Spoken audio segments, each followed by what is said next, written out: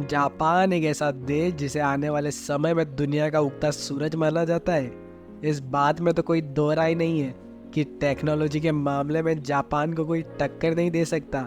पर इन सब के अलावा जापान को एक ज्ञान शौचालय भी कहा गया है, या फिर एक ऐसा देश जहाँ पर ट्रैफिक लाइट्स ब्लू कलर की होती है और बहुत सारी ऐसी भी चीजें हैं जो इस देश को पूरी दुनिया से बिल्कुल अलग बनाती है। तो चलिए खुलकर जानते हैं इस देश के बारे में। टाइटल नंबर 1 पे है स्क्वायर वाटरमेलन्स। दोस्तों, इस तरबूज के आकार का आविष्कार पिछले 1970s में एक ग्राफिक डिजाइनर की मदद से किया गया था, क्योंकि इस आकार में इन्हें फ्रिज में मजबूती से रखा जा सकता है और काफी आसानी से काटा भी जा सकता है। जापान के किसान इन्हें एक स्पेशल कंटेनर में उगाते हैं, जिसकी वजह से काफी महंगे और खूबसूरत होते हैं। लोग इन्हें खाने के तौर पर तो नहीं खरीदते हैं, लेकिन इसे सजाने के तौर पर जरूर खरीदते हैं। टाइटल नंबर 2 पे है रेमन नूडल्स बार।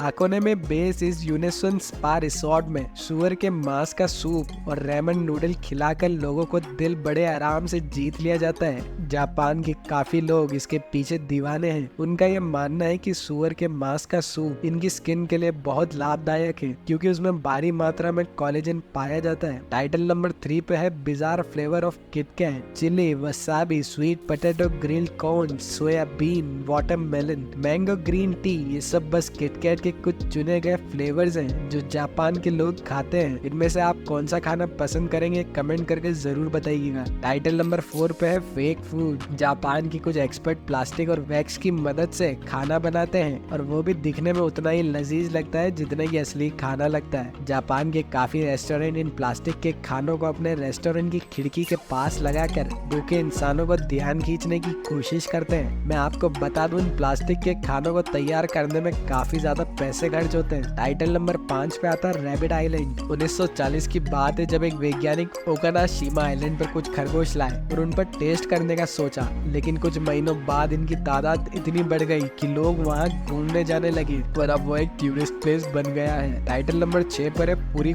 मशीन्स। किसी बूथ में फोटो लेना कोई नई बात तो नहीं है, पर जापान ने अपने एक्सपीरियंस से उसे एक नया ट्रेंड बना दिया। जापान में फोटो बूथ को पूरी मशीन्स के नाम से जाना जाता है, जो आपको उस बूथ के खींचे गए फोटोज को वही उसी वक्त उन फोटोज को एडिट करने की सुविधा देता है और आप उसे अपने फोटोज में स्टिकर्स ऐड कर सकते हैं और कुछ भी लिख सकते हैं और इसके बाद आप बड़े आराम से फोटो को अपने मोबाइल फोन में भेज सकते हैं। नंबर 7 पे आता है पीपल पुशर्स। मेट्रो स्टेशन हो या ट्रेन स्टेशन, जापान में काम करने वाले लोगों में आपकी सोच से भी ज्यादा भीड़ होती है और इन सब के चलते वहाँ के स्टेशन स्टाफ और पार्ट टाइम मेंबर्स को ये काम रोज करना होता है कि ट्रेन में जितने पैसेंजर हो सके उतने पैसेंजर को भर सके जब तक कि दरवाजा बंद ना हो जाए। टाइटल नंबर 8 पे आता है अम्ब्रेला पार्किंग लॉट। आमतौर पर किसी देशों में हम किसी बिल्डिंग में जाने से पहले अपनी कार या बाइक को पार्क करके फिर अंदर चले जाते हैं। जापान में आपको किसी बिल्डिंग में जाना हो तो कार और बाइक्स को पार्क करने के साथ साथ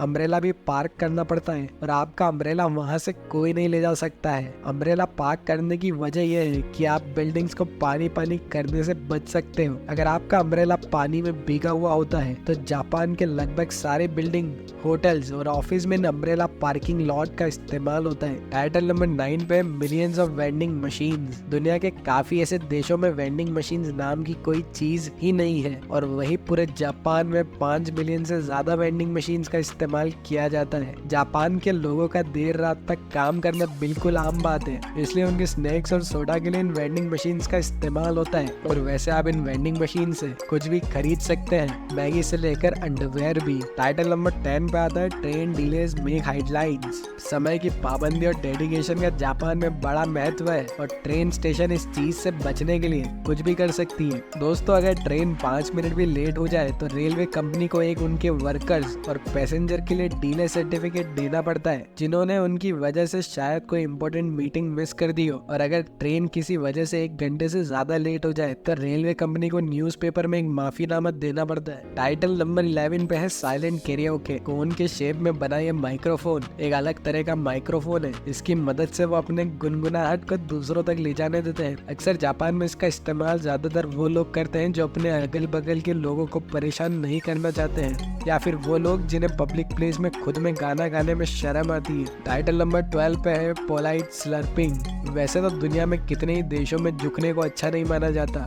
पर जापान में झुकने से किसी खाने की प्रशंसा मानी जाती है। अगर आप नूडल्स खाते वक्त झुके नहीं तो उस रेस्टोरेंट का शेफ ये समझेगा कि आपको नूडल्स पसंद नहीं आए। ये ना कितनी इंटरेस्टिंग बात। नंबर 13 पे आता है फेस नैपकिन्स। ये तो आप जानते ही होंगे कि जब कभी भी हम बर्गर खाते हैं तो हमारे मुंह पे केचप लगी जाता है, चाहे हम कितना ही आराम से ही क्यों ना खाएं। लेकिन वहाँ के एक रेस्टोरेंट के मालिक ने इसका इलाज ढूंढ लिया है। वो रेस्टोरेंट में आने वाले मेहमानों का चेहरा एक अलग तरह के नैपकिन से कवर कर देता है, जिसकी वजह से उनके बर्गर खाने से उनका चेहरा गंदा नहीं होता। पर हाँ दोस्तों, देखने में थोड़ा अजीब जरूर लगता है। टाइटल नंबर 14 पे है वाटर सेविंग सिंक्स। जापान में इन बेसिस को टॉयलेट के बिल्कुल बगल में लगाया जाता है, और ऐसा इसलिए है क्योंकि टॉयलेट के तुरंत बाद पहले आप हाथ धो लें और फिर वही पानी आप फ्लश के लिए इस्तेमाल कर सके। और इसी तरीके से आप एक ही पानी से दो तरह के काम को कर सकते हैं। टाइटल नंबर 15 पे है स्ट्रेंज मेयो। दोस्तों, जापान में मेयो की कोई खास रेसिपी नहीं है। वहाँ के लोग इसका इस्तेमाल सैंडविच, सलाद या मीट में नहीं करते हैं, बल्कि वो इसका इस्तेमाल आइसक्रीम और पेनकेक्स के ऊपर करते हैं। सुनने में बहुत अजीब लगा होगा, लेकिन ये बात सच है दोस्तों। टाइटल नंबर 16 पे है नैप्स एट वर्क। जापान में अगर किसी इंसान को झपकी लेते हुए पाया गया तो उसको मेहनत से काम करने की निशानी माना जाता है,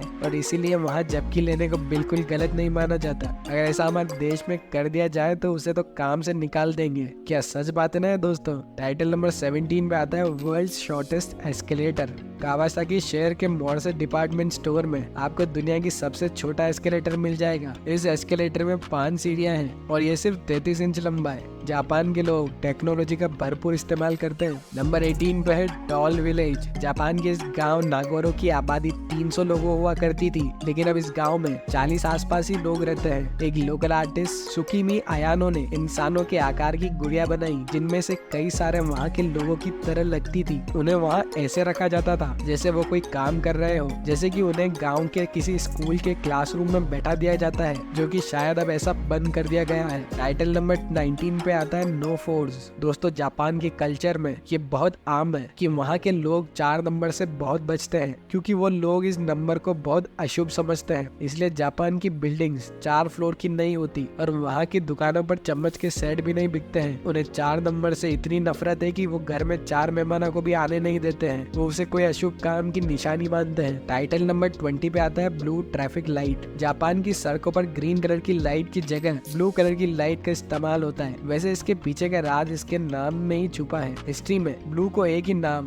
ब्लू से जाना जाता था। जब जापान में पहली बार ट्रैफिक लाइट का इस्तेमाल किया गया था, तब वो हरे कलर की ही लाइट्स का इस्तेमाल किया करते थे। पर जब उन्होंने सच को जाना, तब ग्रीन के बजाय ब्लू लाइट्स का इस्तेमाल करने का इरादा बना लिया। Title number 21 cleaning classes. Japan में सभी स्कूल में बच्चे अपने क्लासरूम को खुद ही साफ करते हैं, क्योंकि वो इस काम को अपनी पढ़ाई का हिस्सा समझते थे, और यहाँ तक कि वहाँ के टीचर्स भी उनकी मदद किया करते थे। क्लासरूम के साथ साथ बाथरूम को भी साफ करने की जिम्मेदारी स्कूल के बच्चों को ही दी जाती थी, क्योंकि वहाँ की टीचर्स का मानना ये है कि ये काम उन्हें एक रेस्पॉन्सिबल सिटीजन बनाने में मदद करेगा। टाइटल नंबर 22 पे फुटबाथ ट्रेन। सुरोई टूरिस्ट ट्रेन जापान की एक ऐसी ट्रेन है जिसमें ऐसा नजारा देखने को मिलता है जो आप सोच भी नहीं सकते। इस ट्रेन में फुटबाथ की सुविधा भी पाई जाती है। खुशबूदार सारों के पेड़ की मदद से बनाई गई इस फुटबाथ को हल्के गर्म पानी में इसका इस्तेमाल किया जाता है, जो कि पैसेंजर को काफी आराम देता है। टाइटल नंबर 23 पे फ्यूचरिस्टिक टॉयलेट। जापान में टॉयलेट्स आम टॉयलेट्स की तरह बिल्कुल नहीं होते हैं। ये एक बहुत ही अच्छी तकनीक से बनाए गए होते हैं, और इस्तेमाल करने से पहले आपको ये पता होना चाहिए कि आखिर इसमें मौजूद इन बटन्स का मतलब क्या है। इसमें कई अलग तरह के ऑप्शंस पाए जाते हैं, जैसे अगर आप चाहे तो टॉयलेट सीट को अपने मन मुताबिक गर्म कर सकते हैं, और आप चाहे तो गर्म पानी स्प्रे कर सकते हैं, और चाहे तो गाना भी बजा सकते हैं। टाइटल नंबर 24 पर एक क्रेजी फ्लोर आइसक्रीम। जापान के लोग खाने की अजीब अजीब चूड़ी बनाते रहते हैं और उसे बड़े चाव से खाते हैं। उसमें एक ये आइसक्रीम भी है। इस आइसक्रीम फ्लेवर के नाम पर जापान के लोग घोड़े का मांस, कैक्टस, चारकोल, लहसुन का इस्तेमाल करते हैं, और सब इनके लिए कोई हैरत की बात नहीं है। टाइटल नंबर 25 पे है स्पेस सेविंग पार्किंग लॉट्स। दोस्तों, जापान लोगों से भरा हुआ देश है। वहाँ के लोग पार्किंग लॉट्स के नाम पर जगह की बर्बादी बिल्कुल भी नहीं करते, जैसा कि आप इन फोटोज में देख पा रहे होंगे कि किस तरह वहाँ के लोग म्यूनिसिपल गैराज का इस्तेमाल करते हैं। टाइटल नंबर 26 पे रोबोट रन होटल। नागासाकी का एक होटल में रोबोट वहाँ के स्टाफ का एक बहुत बड़ा हिस्सा है। उन्हें हैनमा के नाम से जाना जाता है, जिसका सीधा मतलब है स्क्विंच। इंसानों की तरह दिखने वाले ये रोबोट हर वो काम करते हैं जो एक इंसान करता है, जैसे कि गेस्ट से मिलना,